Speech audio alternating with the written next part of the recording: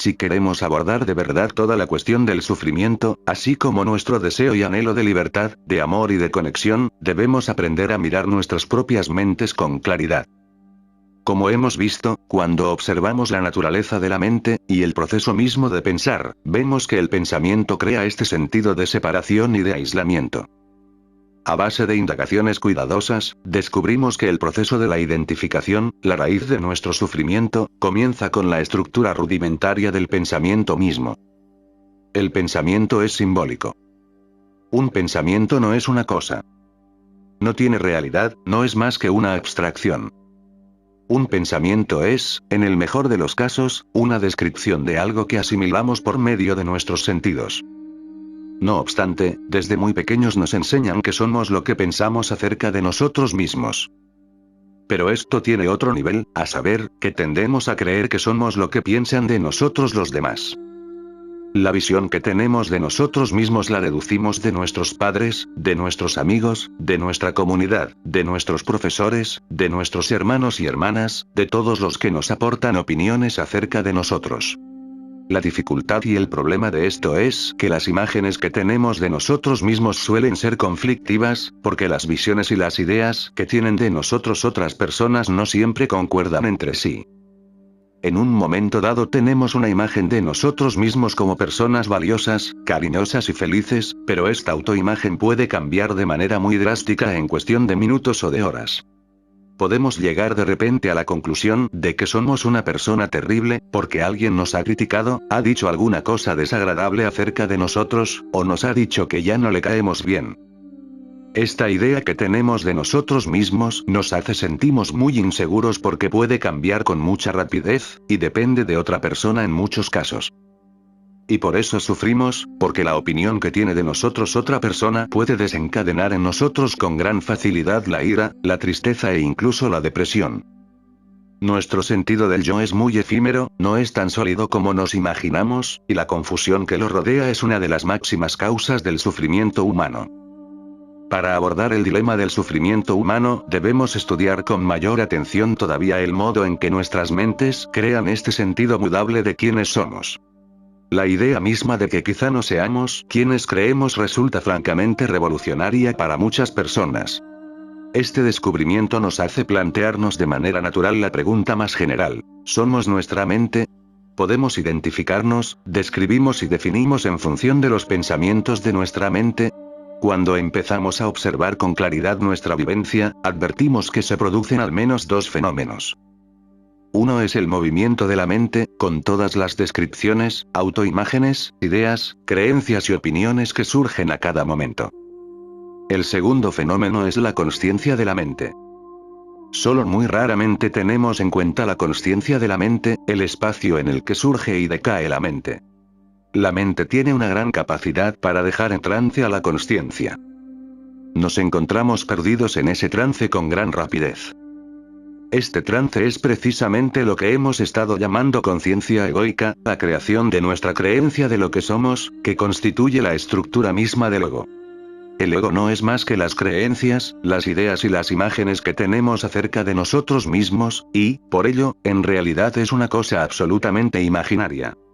Observa lo que le pasa a tu sentido del yo cuando te echas a dormir y tu mente no piensa en quién eres. ¿Qué es de tus creencias, de tus ideas y opiniones y del mundo tal como crees que es cuando estás dormido en la cama? Mientras tu mente descansa, no existe ninguna de las proyecciones que se imagina tu mente. Cuando duermes, cesa toda la imaginación de tu mente, al menos hasta que empiezas a dormir. En este estado de sueño profundo, lo que vives es una gran paz. Nosotros lo llamamos sueño, lo llamamos reposo, y es absolutamente vital para nuestra supervivencia. Si no dormimos lo suficiente, acabamos por volvernos algo locos. Si no dormimos lo suficiente, si no dejamos nunca que la mente llegue a un estado profundo de paz y de reposo en el que deja de pensar, hasta podemos llegar a morirnos.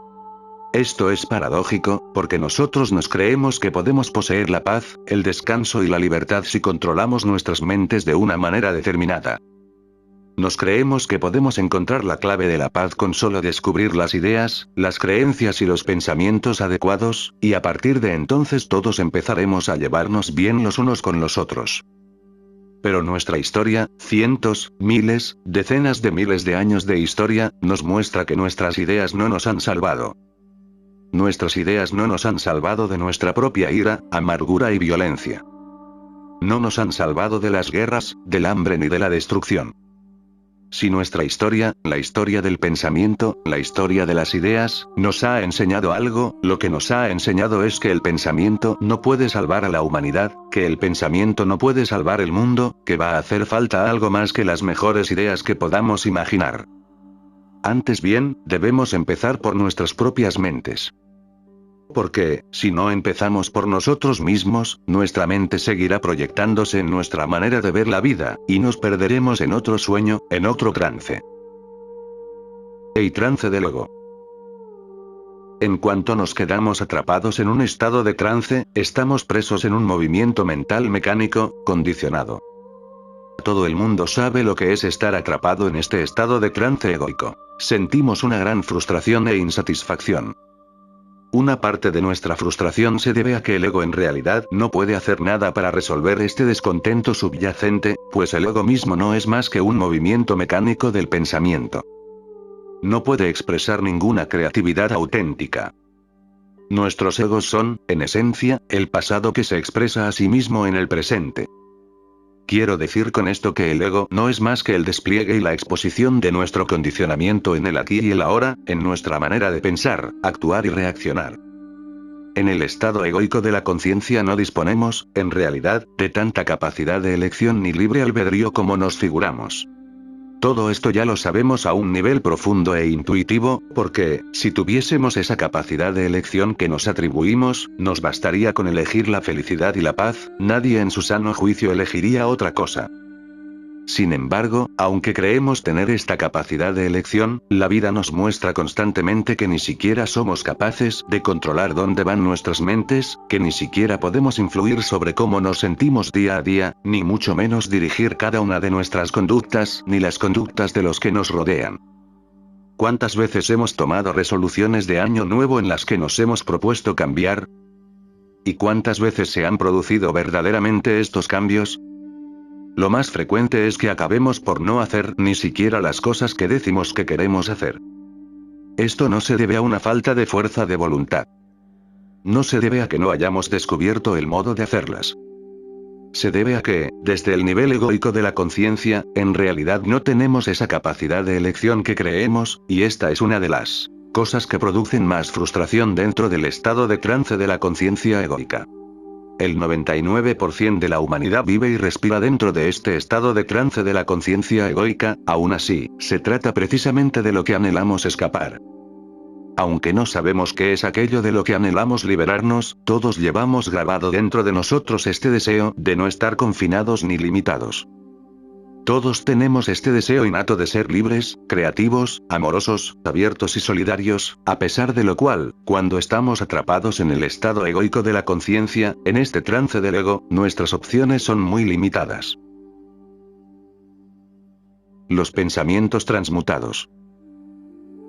La conciencia egoica es algo más que un fenómeno mental. El ego también se aferra a las emociones y a los sentimientos, así como a una cierta cualidad energética general que acompaña a este trance egoico. El contenido de nuestro pensamiento produce muchas de las emociones y sentimientos que tenemos. En cierto sentido, nuestros cuerpos físico y emocional son máquinas reproductoras de nuestros pensamientos. Dicho de otro modo, nuestros cuerpos convierten los pensamientos en emociones y en sentimientos. Es casi como convertir el agua en vino, que nuestros cuerpos puedan ser reproductores de nuestros pensamientos constituye un milagro alquímico. Está por una parte el contenido del pensamiento, pero en nuestros cuerpos, del cuello para abajo, el pensamiento surge en forma de sentimiento, emoción y sensación. No quiero decir que todas nuestras emociones ni todos nuestros sentimientos provengan del pensamiento, pero es probable que al menos un 90% surjan del mismo. No solo nos han enseñado a identificarnos con el contenido de nuestro pensamiento, sino que también nos han enseñado a identificarnos con un determinado entorno emocional. Todo ser humano tiene un entorno emocional que le hace sentir que es el mismo.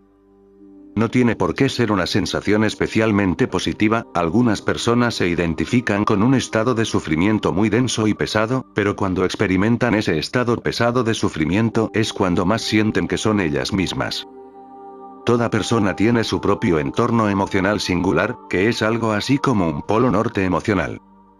No solo nos enseñan a identificarnos con el contenido de nuestros pensamientos, sino que también nos enseñan a identificarnos con cómo nos sentimos.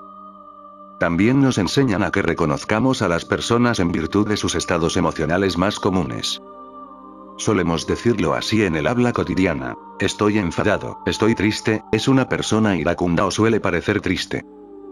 Al creernos esto acerca de nosotros mismos y de los demás, caemos literalmente en un trance con cada uno de los sentimientos y emociones que tenemos. El remolino del sufrimiento. Esta cualidad de trance, de estar hipnotizados, es el sello que caracteriza a nuestro estado egoico de la conciencia.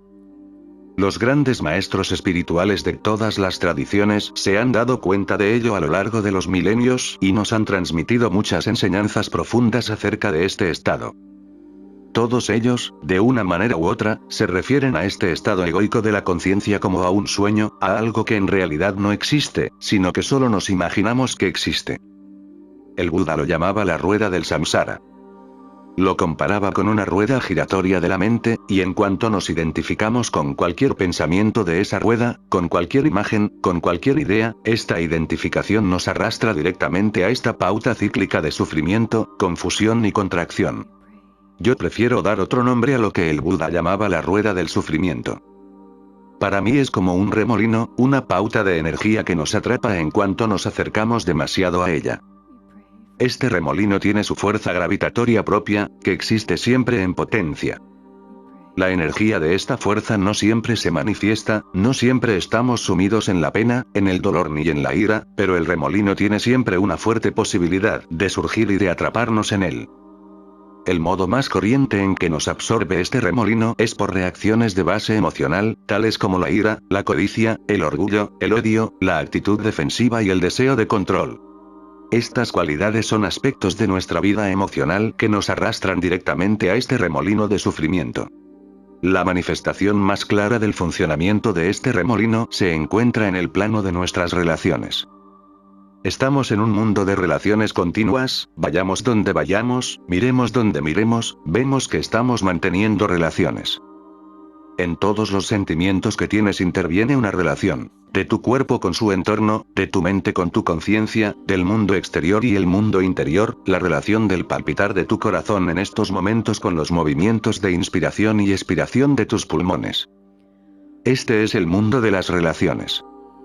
También tenemos relaciones con otros seres humanos, claro está, y aquí es donde nos dejamos arrastrar fácilmente a este remolino de pena y sufrimiento, porque en cuanto empezamos a creernos pensamientos que nos hacen sentirnos iracundos, codiciosos, frustrados o descontrolados, nos dejamos arrastrar al remolino hipnotizador de la pena y el sufrimiento. Cuando mantenemos una relación personal y son dos las personas que se dejan arrastrar a este remolino, el ciclo del conflicto y de los malentendidos se refuerza mucho, como también se refuerza la supuesta necesidad de defendernos, de controlar y de culpar al otro. Es muy difícil liberarse de este ciclo.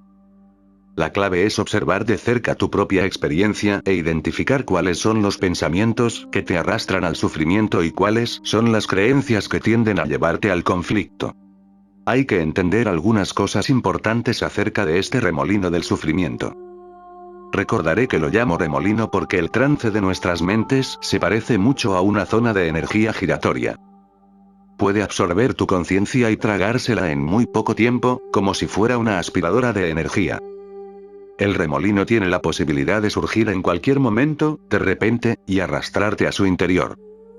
Lo que alimenta el remolino son las reacciones con carga emocional, tales como la ira, el orgullo y el miedo, así como el deseo por parte del ego de controlar, de ejercer el poder y de hacer exigencias. Todas estas son energías que existen en potencia dentro de nuestra estructura egoica, y en cuanto creemos en ellas o nos dejamos atraer por sus cualidades seductoras, descubrimos al instante que ya nos ha absorbido el remolino. El estado egoico de la conciencia está compuesto casi exclusivamente por este remolino, y por ello puedes ver sus manifestaciones por todas partes. Si atiendes al trato de las personas, verás que en el momento mismo en que las absorbe el remolino empiezan a culparse mutuamente, a condenarse o a intentar controlarse. O puede que se trate de algo mucho más sutil y que intenten convencer calladamente al otro de su punto de vista. Una vez arrastrados al remolino, podemos pasar a un lugar de retraimiento, de victimismo o de desvalimiento. Es importante ver, desde un estado egoico de la conciencia, que muchas de las cualidades que nos arrastran al remolino son cualidades de la mente y de las emociones que a nuestros egos les parecen muy valiosas. La mayoría de los egos consideran que es importante tener control sobre los demás, sobre el entorno y, por supuesto, sobre nuestras propias vidas. Parece muy evidente que una persona quiera tener un cierto grado de control sobre su vivencia.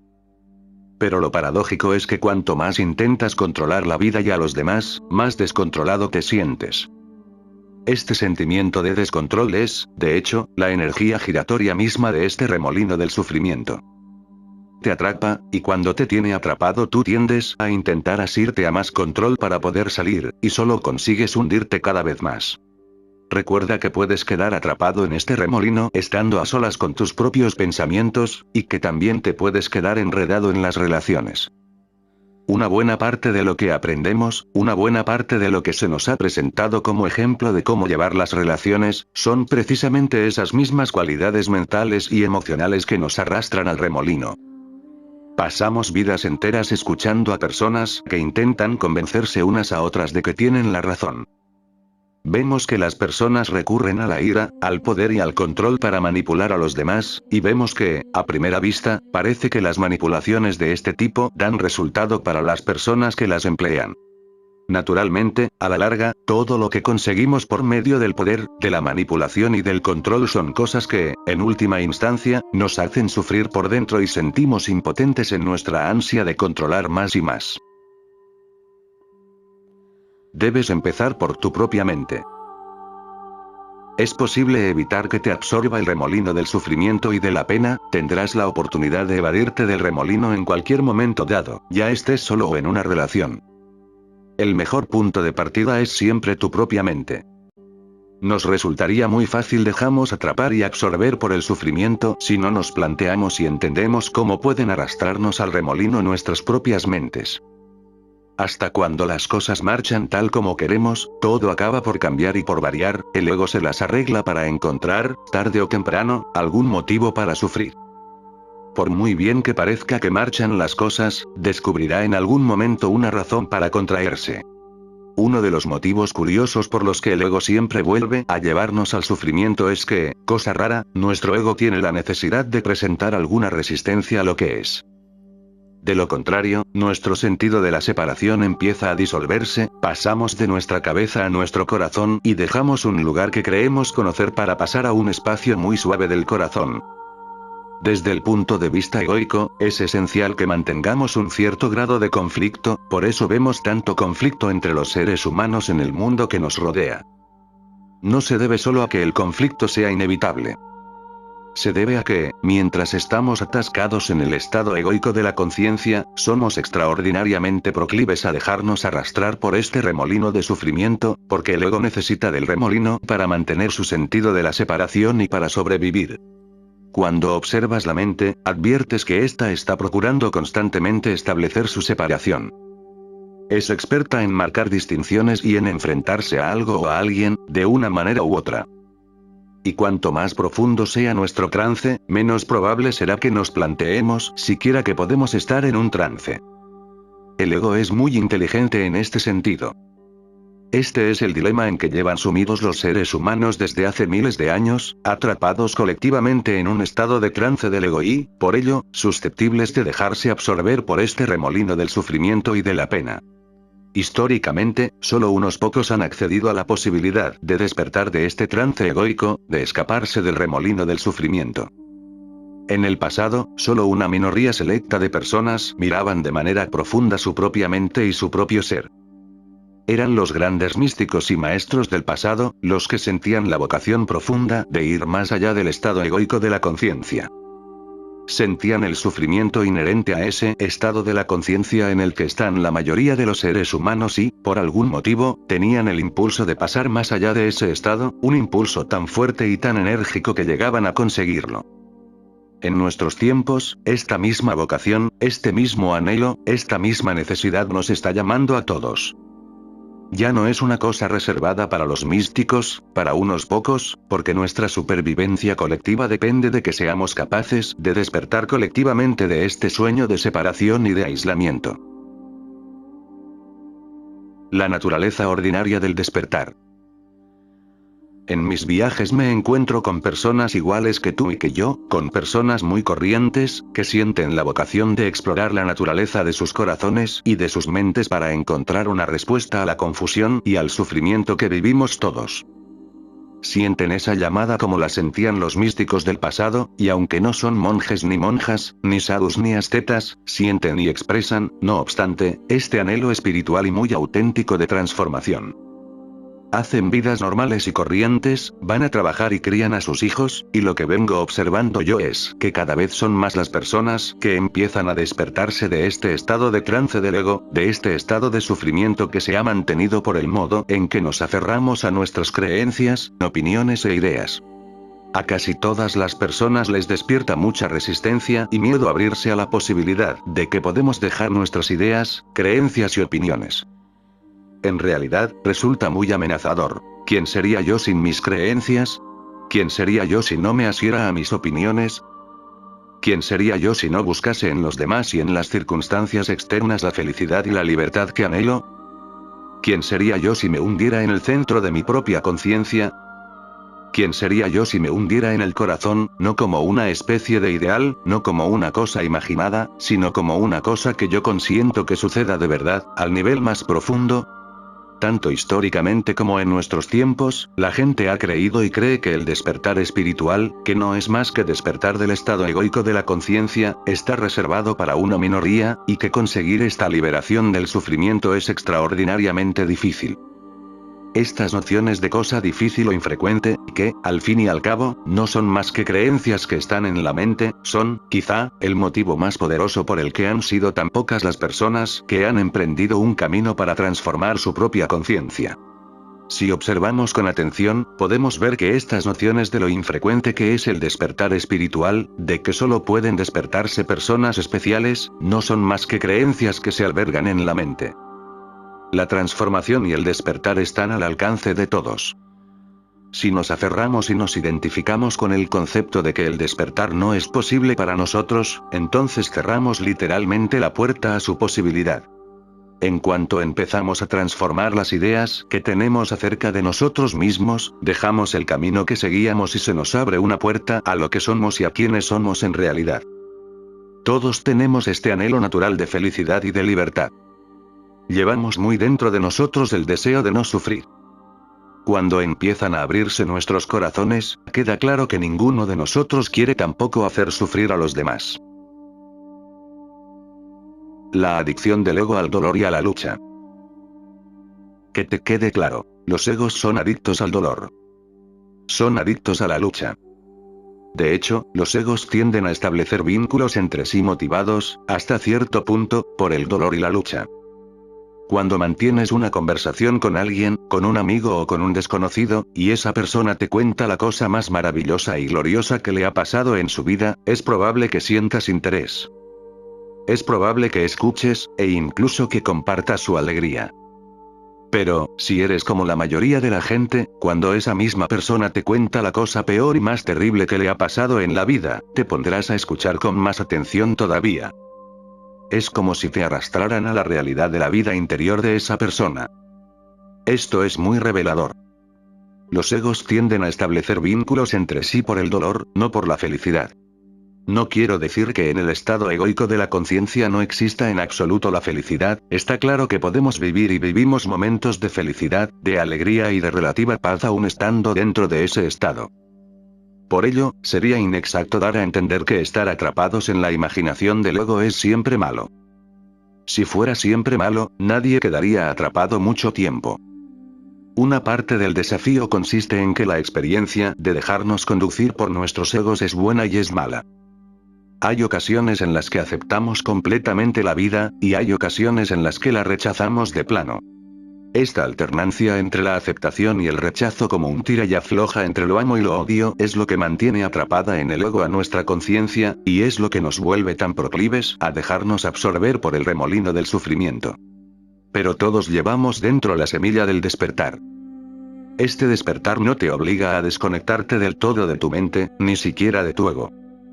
El propio concepto de que hay algo de lo que te tienes que librar es un concepto que pertenece a la mente, al ego mismo, porque las mentes y los egos dividen la vida.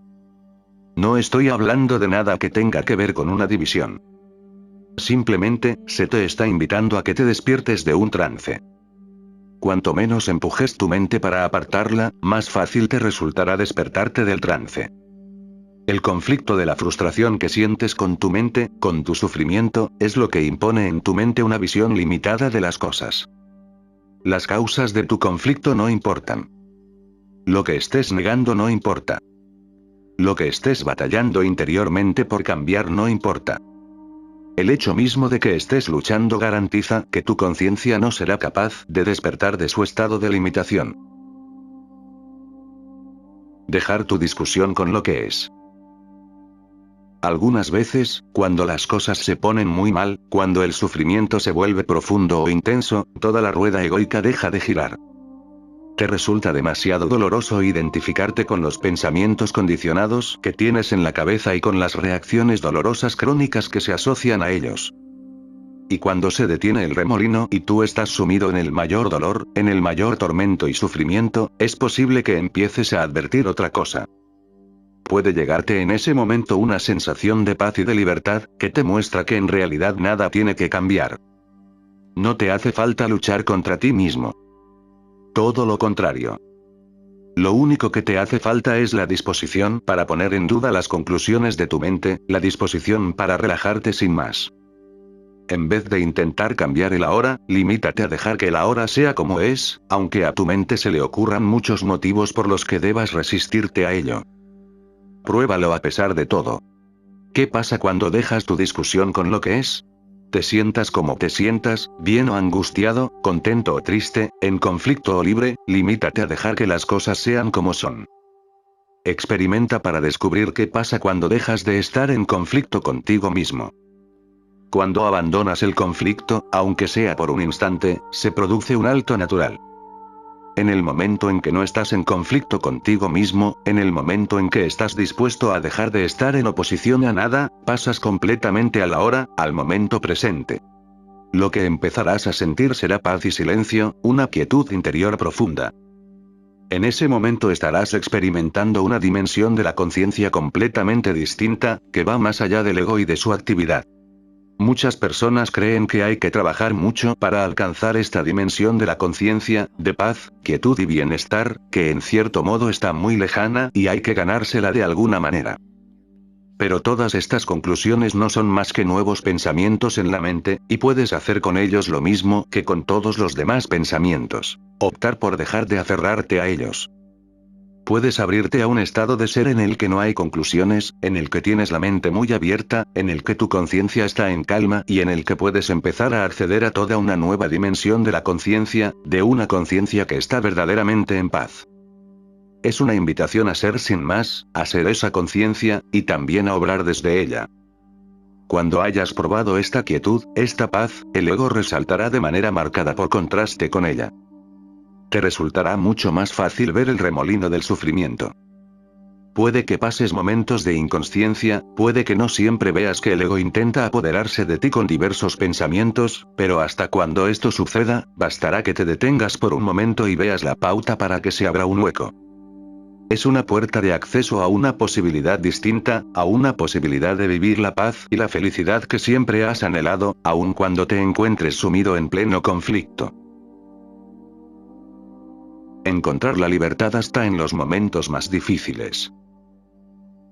Cuando yo contaba con unos 25 años, tenía un perro muy hermoso. Estoy seguro de que muchos de vosotros habéis tenido animales de compañía a los que habéis querido mucho. Yo tenía aquel perro maravilloso, que era mi compañero constante. Venía conmigo a todas partes. Me seguía por todas las habitaciones de la casa. Cuando iba a alguna parte en el coche, se venía conmigo. Estábamos juntos casi siempre. Y entonces le dio un cierto tipo de epilepsia, y yo lo llevé al veterinario. Intentaron tratarlo con medicación, pero la cuestión de cuánta medicación dar o no dar es todo un arte. Cuando habíamos empezado con el tratamiento, a las pocas semanas, un día que llegué a mi casa me lo encontré en pleno ataque epiléptico. Y el ataque no cesaba. Seguía, y no había manera de salvarlo. Por fin, tuvieron que sacrificarlo. Aquel fue uno de los momentos más tristes de mi vida. Antes de entonces, yo ya había sufrido algo de duelo en mi vida. Se me habían muerto abuelos y amigos, y a veces personas muy próximas a mí, pero aquellas muertes no me habían afectado tanto como la pérdida de aquel gran compañero. Me encontré sumido en una pena profunda, en una pena que en realidad no era capaz de entender, porque no la había vivido nunca hasta entonces. Una tarde me reuní en el patio trasero de mi casa con algunos amigos y familiares para darle el último adiós. Tenía el collar de mi perro y algunas otras cosas que habían sido suyas, y las guardamos en una caja. Yo había escrito lo que quería decir y, cuando empecé a leer aquella oración fúnebre, rompí a llorar, me empezaron a manar las lágrimas de los ojos, sin más. En un momento dado, el duelo era tan inmenso que opté por rendirme a él por completo. Me dejé caer en aquel gran pozo de pena y de duelo. Lloraba sin cesar, sin dejar de intentar seguir leyendo la oración fúnebre. Y entonces sucedió una cosa muy misteriosa, una cosa que yo no había esperado en absoluto. En el centro mismo de aquel duelo y tristeza inmensos, en el lugar mismo de mi corazón, en mi pecho, había un puntito de luz muy pequeño. Y dentro de aquel puntito de luz había una sonrisa. Casi era capaz de ver verdaderamente una sonrisa dentro de aquel puntito de luz. Cuando empezó, no era más que un punto pequeño dentro de aquella amplia extensión de duelo y de pena. Pero mientras yo seguía llorando, mientras seguía pronunciando la oración fúnebre, aquel punto de felicidad empezó a dilatarse. Al cabo de unos minutos, aquel punto de felicidad había crecido enormemente y se había vuelto absolutamente inmenso, y yo estaba teniendo una experiencia muy extraña y paradójica. Por una parte, estaba enzarzado en aquel estado profundo de duelo y de tristeza. Pero, al mismo tiempo, había una felicidad y un sentimiento de bienestar tan grandes, que no los había conocido iguales en toda mi vida. Fue una de las experiencias más profundas que he tenido nunca. Lo que me desveló fue que, hasta en los estados de oscuridad más profunda, hasta en los estados más intensos de pérdida, de duelo o de depresión, podemos encontrar un cierto grado de felicidad y de bienestar cuando nos abrimos de verdad a los sentimientos difíciles, cuando dejamos del todo de intentar contener esas experiencias dolorosas, cuando permitimos por fin que estén allí sin más, que sean tan abrumadoras como quieran. La paz y la felicidad pueden surgir cuando nos abandonamos completamente, cuando decidimos de verdad dejar de resistirnos. He contado esta historia muchas veces, y he recibido numerosas cartas y postales de personas que han tenido vivencias similares. Recibí una carta de una mujer que había pasado décadas enteras hundida en una depresión profunda hasta que, un día, decidió parar, dejar de resistirse, dejar de intentar apartarla de sí, pero también dejar de complacerse en ella, dejar de alimentarla, simplemente, parar. En el momento de parar, surgió algo completamente inesperado. Apareció lo contrario. Con todo lo profunda que era su depresión, cuando la aceptó plenamente surgió un sentimiento de bienestar.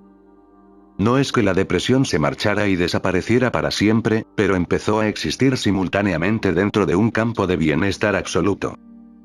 Cuando la depresión existe dentro de un estado de bienestar, ya no estamos abrumados. Con el paso del tiempo, la depresión empezó a menguar, al menos para aquella persona. Era como si la depresión tuviera algo a lo que entregarse, podía soltarse en el bienestar. Este fenómeno de encontrar el bienestar entre la dificultad no lo han llegado a conocer la mayoría de las personas, porque no han dejado nunca verdaderamente de intentar asir o apartar de sí una cierta cualidad del pensamiento y del sentimiento. Si te limitas a rendirte por entero a las emociones o a los pensamientos, verás allí una invitación, la invitación a despertarte de la idea que tienes de ti mismo y de todo el entorno emocional con el que te identificas. Tienes una manera de detenerte de verdad. Lo cierto es que ya existe todo un estado nuevo de la conciencia, que todas las partes de tu experiencia que se están desplegando ahora mismo ya están encerradas dentro de una quietud absoluta, de una tranquilidad absoluta. De manera que en realidad no hay que ir a ninguna parte ni que buscar nada. La lucha no hace más que hundirnos más en lo mismo de lo que queremos huir. Es muy importante saber esto acerca de la conciencia egoica. Cuanto más nos esforzamos por salir, más nos hundimos. La propuesta es sencilla. Deja de complacerte en la mente, date cuenta de que no tiene las respuestas que necesitas tú ni las respuestas que necesitamos todos colectivamente. Juntos podemos empezar a poner fin a la locura dentro de nosotros mismos y de los unos con los otros.